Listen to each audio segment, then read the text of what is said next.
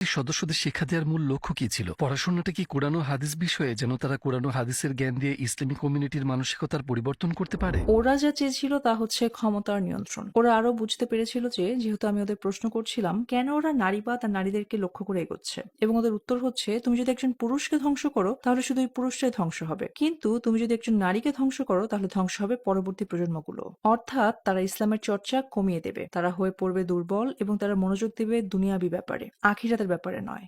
এই মানুষগুলোকে সহজেই কাজে লাগিয়ে স্বার্থ সিদ্ধি করা যাবে, তাদেরকে দিয়ে যা ইচ্ছা তাই করানো যাবে। এই মানুষগুলো জান্নাতে যাবে নাকি জাহান্নামে যাবে সে ব্যাপারে ওদের কোনো মাথা ব্যথা নেই। তারা শুধু চায় এই মানুষগুলোকে নিয়ন্ত্রণ করতে, নিজেদের স্বার্থ সিদ্ধির জন্য কাজে লাগাতে। একটা পুরনো কথা আছে যে মানুষকে নিয়ন্ত্রণ করার সবচেয়ে শক্তিশালী হাতিয়ার হচ্ছে যৌনতা, মাদক আর গান বাজনা। গান বাজনা বলতে এখানে বোঝানো হচ্ছে সকল ধরনের মিডিয়া। অর্থাৎ এই জিনিসগুলোকে কাজে লাগিয়ে মানুষকে দিয়ে জীবনে আপনি যা ইচ্ছা তাই করাতে পারেন। তাই ক্ষমতাসীন মানুষগুলো যা ইচ্ছা তাই করতে পারে, কিন্তু সাধারণ মানুষ সেসব লক্ষ্য করে না। সাধারণ মানুষের সেসব ব্যাপারে কোনো মাথা ব্যথা নেই, কারণ তারা শুধু ভাবছে যে আমার এই গাড়িটা দরকার, আমার সুন্দর হওয়া দরকার, অর্থাৎ আমার শুধু দরকার এমন সব জিনিস যা দুনিয়াবি। আপনার মধ্যে কি ধরনের পরিবর্তন এসেছিল? ইসলামের প্রতি আপনার মনে প্রথম কি ধরনের পরিবর্তন অনুভব করেছিলেন? প্রথম ব্যাপারটা হচ্ছে কোরআন পাঠ করলে দেখা যায় এটা খুবই যৌক্তিক।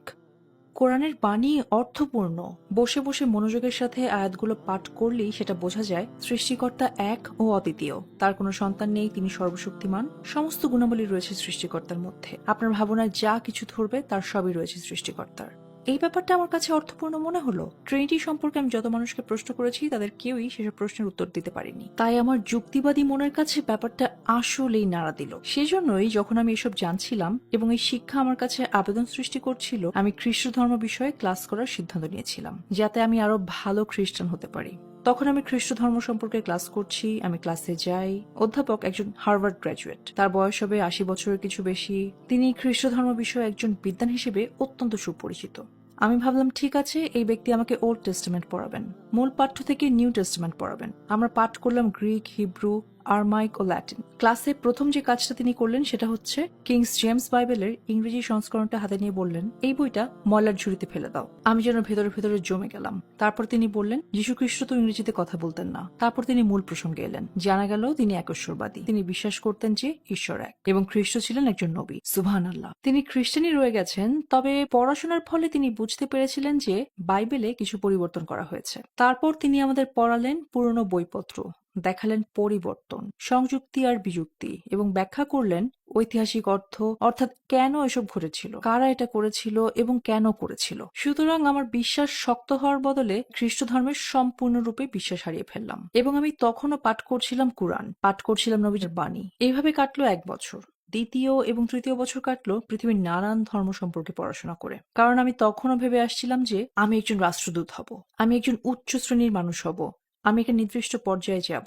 অবশ্য সেরকম একটা পর্যায়ে আমি যথারীতি ছিলাম, কিন্তু আমি চাইছিলাম সেটা অর্জন করব আমি নিজে।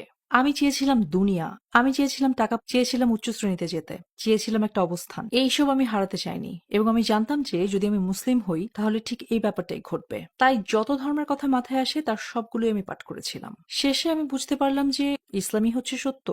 বলে রাখা ভালো, বৌদ্ধ ধর্ম আর হিন্দু ধর্মকে আমি বিবেচনা করি মূলত দর্শন হিসেবেই, ধর্ম হিসেবে ততটা নয়। এইসব ধর্মের রয়েছে একই রকম নৈতিক ব্যাকগ্রাউন্ড, নৈতিক প্রকৃতির পশ্চাৎপট। সমস্যা হচ্ছে আমার বিশ্বাস হয় না যে লক্ষ লক্ষ দেবতা আছে, আমার বিশ্বাস হয় না যে একজন মানুষই হতে পারেন ঈশ্বর। অর্থাৎ আমি যদি বুদ্ধকে গ্রহণ করি তাহলে যীশু খ্রিস্টকে গ্রহণ করতে হবে। আমার কাছে এই ব্যাপারগুলোর কোনো অর্থই দাঁড়ালো না। আমি খুঁজে বেড়াচ্ছিলাম সৃষ্টিকর্তাকে, ঈশ্বরকে, তিনি আমাদের কাছে কি চান। আমি যদি খ্রিস্ট ধর্ম ত্যাগ করে অন্য কিছু গ্রহণ করি তাহলে সেই অন্য কিছুতে আমাকে পেতে হবে আরো বেশি কিছু। কাউকে ইসলাম বিষয়ে শিক্ষা দেওয়ার সময় আমি যে জিনিসগুলো করি তার মধ্যে একটা হচ্ছে আমি শুধু মুখে বলি না যে আল্লাহ বলেছেন এবং নবীজি সাল্লাল্লাহু আলাইহি সাল্লাম বলেছেন। এই ব্যাপারে আমি কিন্তু খুবই পরিষ্কার। আল্লাহ এটা বলেছেন, নবীজি আলাইহিস সালাম এটা বলেছেন। সাহাবীরা এভাবে সেটাকে কাজে প্রয়োগ করেছেন। ১৩ শতাব্দীর পর শতাব্দী ধরে সকল আলেম এভাবে বুঝেছেন। সমাজ বিজ্ঞানের ব্যাপারটা দেখা যাক। আপনি দেখবেন মিলটা কোথায়। মনোবিজ্ঞানের দিকে দৃষ্টিপাত করুন, মিলটা দেখতে পাবেন আপনি। পদার্থবিদ্যা পাঠ করলেও এটা দেখা যায়। সুতরাং আমরা যা করতে পারি, যেমনটা আল্লাহ বলেছেন, প্রমাণ দেখতে পারি এবং ভাবতে পারি। সেদিক থেকে এটা মানুষের কাছে যে শুধু এই জ্ঞানকে পরিষ্কার করে তোলে তাই নয়, এটা আমার নিজের মনকেও শক্ত করে। কারণ যেমনটা আমি বলেছি, আমি খুবই যৌক্তিক মানুষ।